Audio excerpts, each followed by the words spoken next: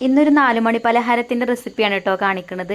ഈസിയാണ് നമുക്ക് ഉണ്ടാക്കിയെടുക്കാൻ, അതുപോലെ തന്നെ നല്ല ടേസ്റ്റുമാണ് കേട്ടോ. ഹെൽത്തി ആയിട്ടുള്ള ഒരു പലഹാരം കൂടാണ്.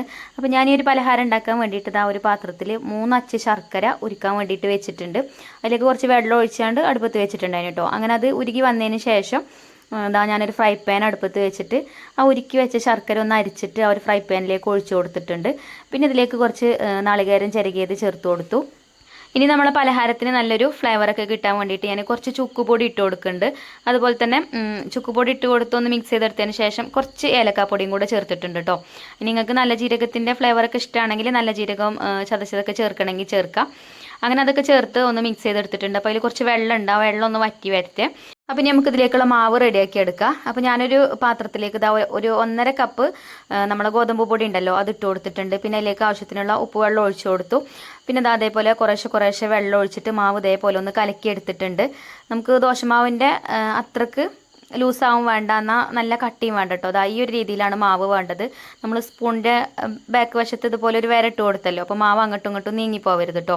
അപ്പോൾ ആ ഒരു രീതിയിലാണ് നമുക്ക് മാവ് വേണ്ടത്. ഇനി ഇതിലേക്ക് കുറച്ച് വെളിച്ചെണ്ണയും കൂടെ ഒഴിച്ചു കൊടുക്കാം. എന്നിട്ട് മാവ് നല്ലോണം മിക്സ് ചെയ്തെടുക്കുക. അപ്പോൾ നമ്മളെ മാവ് റെഡി ആയിട്ടുണ്ട്. ഇനി ഇതാ വാഴൻ്റെ ഇല വാട്ടിയിട്ട് ചെറിയൊരു പീസ് എടുത്തിട്ടുണ്ട് കേട്ടോ. ഞാൻ അതിലേക്ക് കുറച്ച് ഓയിലൊന്ന് തടവി കൊടുത്തിട്ടുണ്ട്. എന്നിട്ട് അതിലേക്ക് ഇതാ ഒരു തവി മാവ് ഒഴിച്ച് കൊടുത്തിട്ട് ഇതുപോലെ ആ തവി വെച്ചിട്ട് ഇതുപോലെ ഒന്ന് പരത്തി കൊടുക്കട്ടോ. നമ്മൾ ദോശയൊക്കെ പരത്തി എടുക്കണ പോലെ എത്രത്തോളം നൈസായിട്ട് പരത്താൻ പറ്റുമോ അത്രത്തോളം നൈസായിട്ട് പരത്തുക. പിന്നെ അതിൻ്റെ നടുക്ക് ഇതുപോലെ നമ്മൾ ഉണ്ടാക്കി വെച്ച ഒരു ഫില്ലിങ് വെച്ച് കൊടുക്കുക. പിന്നെ അതുപോലെ വാഴൻ്റെ ഇല മടക്കി കൊടുക്കുക കേട്ടോ. ഇനി ഇത് ആവിയിൽ വേവിച്ചെടുത്താൽ നമ്മളെ പലഹാരം റെഡിയായി. അപ്പോൾ സിമ്പിളാണ് കേട്ടോ ഇത് ഉണ്ടാക്കാൻ. നല്ല ടേസ്റ്റുമാണ്, നല്ല നൈസായിട്ടുള്ള അട കിട്ടും ചെയ്യും. നമ്മളിപ്പോൾ സാധാരണ അട ഉണ്ടാക്കണമെന്നുണ്ടെങ്കിൽ മാവൊക്കെ കുഴച്ച് ഉരുളകളാക്കി അത് പരത്തിയെടുത്ത് എന്നിട്ടൊക്കെയല്ലേ നമ്മൾ അട ഉണ്ടാക്കുക. ഇതാവുമ്പോൾ അങ്ങനത്തെ യാതൊരു പ്രശ്നവുമില്ല കേട്ടോ, പെട്ടെന്ന് റെഡിയാക്കി എടുക്കാൻ പറ്റും.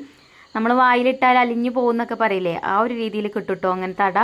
അങ്ങനെ എന്താ നമ്മൾ പലഹാരമൊക്കെ ഞാൻ ഇലയിൽ പരത്തി എടുത്തിട്ടുണ്ട്. പിന്നെ ഇവിടെ ഇഡ്ഡലിച്ചെമ്പിൽ വെള്ളം വെച്ചിട്ടുണ്ട്, അതിന് വെള്ളമൊക്കെ തിളച്ചിട്ടുണ്ട്. ഇനി നമുക്കിത് ആവി കയറ്റി വേവിച്ചെടുക്കാം. വേവാനും തന്നെ ഒരുപാട് സമയമൊന്നും വേണ്ട കേട്ടോ, പെട്ടെന്ന് തന്നെ വെന്ത് കിട്ടും. അങ്ങനെ എന്താ നമ്മൾ പലഹാരമൊക്കെ ഞാൻ ആവി കയറ്റാൻ വേണ്ടിയിട്ട് വെച്ചിട്ടുണ്ട്. അപ്പോൾ ചായ തിളക്കുമ്പോഴത്തേന് കടി റെഡിയാവുമെന്ന് പറയില്ലേ, അതേപോലെ നമുക്ക് എളുപ്പത്തിൽ ഉണ്ടാക്കിയെടുക്കാൻ പറ്റിയിട്ടുള്ളൊരു ഇലയുടെയാണ് കേട്ടോ. അപ്പോൾ അപ്പുറത്തെ അടുപ്പിൽ നമുക്ക് പാലൊക്കെ കാച്ചാൻ വേണ്ടിയിട്ട് വെക്കാം, അതുപോലെ ചായ ഉണ്ടാക്കാം. അപ്പോൾ പലഹാരമൊക്കെ ഇപ്പോൾ റെഡി ആയിട്ടുണ്ട്. ഞാൻ വേറൊരു പാത്രത്തേക്ക് മാറ്റി കൊടുത്തിട്ടുണ്ട്. ചൂടാറിയിട്ട് നമുക്ക് ഇലയിൽ നിന്ന് എടുക്കാം കേട്ടോ. അപ്പോൾ നല്ല നൈസായിട്ടുള്ള അടയാണ്. അപ്പോൾ നമ്മളിത് ഇലയിൽ നിന്ന് എടുക്കുമ്പോൾ ശ്രദ്ധിച്ചിട്ട് വേണം കേട്ടോ എടുക്കാൻ, ഇല്ലെങ്കിൽ വേഗം പൊട്ടിപ്പോവും. കാരണം മാവ് അത്രക്കും കനം കുറച്ചിട്ടാണ് നമ്മൾ പരത്തി എടുത്തിട്ടുണ്ടായിരുന്നത്. അപ്പോൾ മക്കൾ സ്കൂളിട്ട് വരുന്ന സമയത്ത് അവർക്ക് കഴിക്കാനൊക്കെ വേണ്ടിയിട്ട് നമുക്ക് ഉണ്ടാക്കി കൊടുക്കാൻ പറ്റിയിട്ടുള്ള നല്ലൊരു റെസിപ്പിയാണ്. അതുപോലെ തന്നെ പെട്ടെന്നൊരു പലഹാരമൊക്കെ ഉണ്ടാക്കാൻ നമുക്ക് തോന്നുമ്പോൾ ഒക്കെ ഉണ്ടാക്കി കഴിക്കാൻ പറ്റിയിട്ടുള്ള പലഹാരമാണ് കേട്ടോ. അപ്പോൾ വീഡിയോ ഇഷ്ടപ്പെട്ട